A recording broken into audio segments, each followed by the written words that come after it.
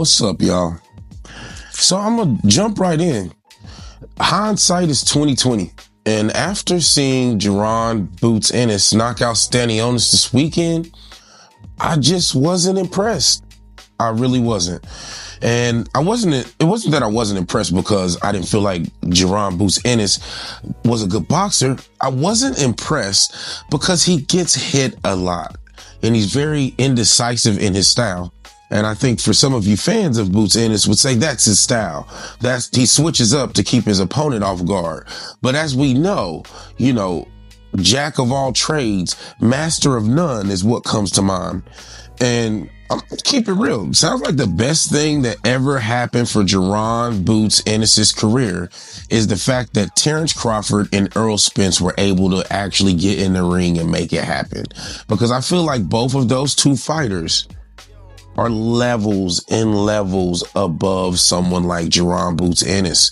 So one big question that I've been hearing, just not only in the blogs with content creators, but also, of course, on the actual promotions themselves, is what do they feel like the next step is for Jaron Boots Ennis?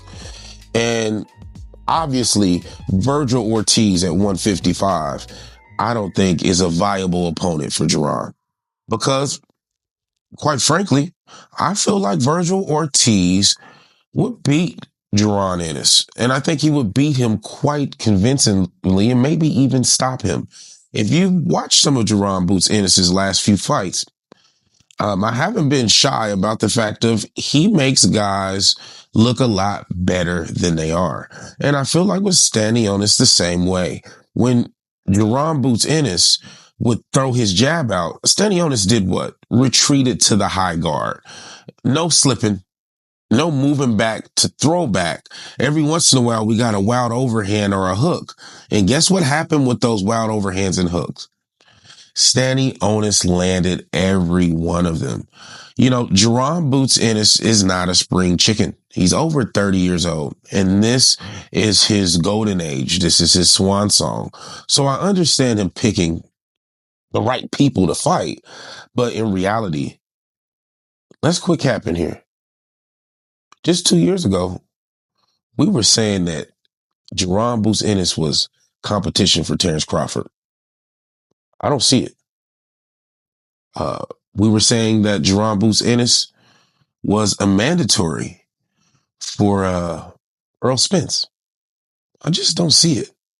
At this point, it looks like in the future, we're going to see Jaron Boots Ennis either face Mario Barrios or Brian Norman Jr.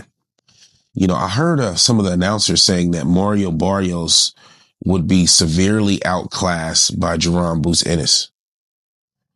I feel like with that knowledge and that perception already going, that's probably who he's going to fight next in his quest to become undisputed at 147 pounds.